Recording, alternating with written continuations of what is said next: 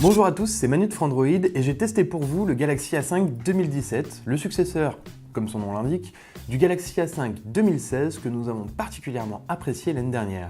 Alors oui, il n'est pas très beau en rose, mais au-delà de ce petit détail, est-ce qu'il est aussi intéressant que son prédécesseur? C'est ce qu'on va voir tout de suite. De plus en plus, les utilisateurs cherchent dans le milieu de gamme des appareils capables de rivaliser sur bien des plans avec les appareils premium, et il est important que les finitions soient tout aussi irréprochables ou presque. C'est le cas ici, puisque le Galaxy A5 ressemble très fortement au Galaxy S7 lui-même. De face en tout cas, puisque de dos, on remarque rapidement l'absence de capteur cardiaque. En tout cas, il lui reprend son côté étanche, les finitions sont bonnes, et les bords sont légèrement incurvés à l'avant comme à l'arrière pour une prise en main plus agréable. Dommage du coup que les rebords soient légèrement tranchants à l'avant. Pour en terminer avec la partie esthétique, on retrouve sur la tranche inférieure un port USB-C et une sortie jack, et sur son côté, un haut-parleur franchement mal placé puisqu'il tombe pile poil sous le doigt lorsqu'on utilise le smartphone à l'horizontale. L'écran est un AMOLED de 5,2 pouces, comme sur la version 2016, et on ne remarque pas de réelle différence entre les deux générations. Comme sur toute dalle AMOLED, la luminosité est bonne, de même que le contraste, mais la colorimétrie pourrait être meilleure. Heureusement, Samsung a enfin pensé à rajouter un menu dans les paramètres du téléphone pour corriger ce problème à la convenance de l'utilisateur. Avec son Exynos 7880 et ses 3 Go de RAM, le Galaxy A5 2017 est très fluide au quotidien, même s'il lui arrive parfois de mettre un petit peu de temps pour lancer une application. Dans les jeux, l'expérience est globalement satisfaisante, mais les titres vraiment très gourmands ou mal optimisés lui font rapidement atteindre ses limites. Il reste quoi qu'il en soit bien plus puissant que son prédécesseur, le A5 2016. Côté photo, c'est un peu la même chose, puisqu'avec ses 16 mégapixels, le piqué est bon quand les conditions sont réunies. Mais il devient beaucoup plus difficile de faire une mise au point en basse luminosité.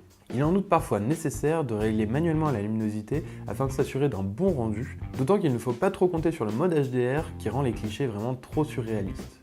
L'appareil a par contre le mérite d'aller chercher les moindres sources de lumière pour que le cliché soit tout de même un minimum lisible quelles que soient les conditions. En plus, son flash ne dénature pas la teinte du sujet et peut être utilisé sans trop de soucis. Précisons que son capteur frontal fait également 16 mégapixels, ce qui est plutôt pas mal pour réaliser des selfies, même si la netteté est moins flagrante que sur le module principal. Pour ce qui est de la partie logicielle, Samsung ne cesse de s'améliorer, épurant d'un côté les surplus souvent critiqués et rajoutant de l'autre de nouvelles fonctionnalités. Ici, on a une version modifiée de Marshmallow, à la fois claire, simple d'utilisation et efficace. Samsung s'est également restreint sur le nombre d'applications préinstallées, ce qui n'est vraiment pas trop tôt.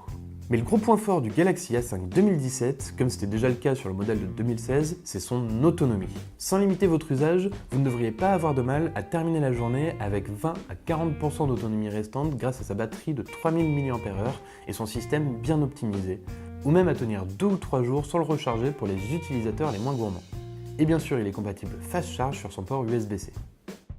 Il semble important également de préciser que le Galaxy A5 2017 est compatible avec toutes les bandes de fréquences françaises, y compris la bande des 700 MHz, encore très rare de nos jours. En conclusion, sans être parfait, le Galaxy A5 2017 est un très bon smartphone de milieu de gamme. Ou tout du moins, il le serait s'il était vendu 100 à 150 € de moins, puisqu'à l'heure actuelle, à 430 €, il se rapproche du prix d'un Honor 8, d'un OnePlus 3T ou pire d'un Galaxy S7 en promotion. Une comparaison qui n'est pas forcément à l'avantage du dernier né de Samsung. Abonnez-vous à la chaîne YouTube de Frandroid et surtout, n'oubliez pas de cliquer sur la petite cloche qui vous permettra d'être averti dès que nous postons de nouvelles vidéos.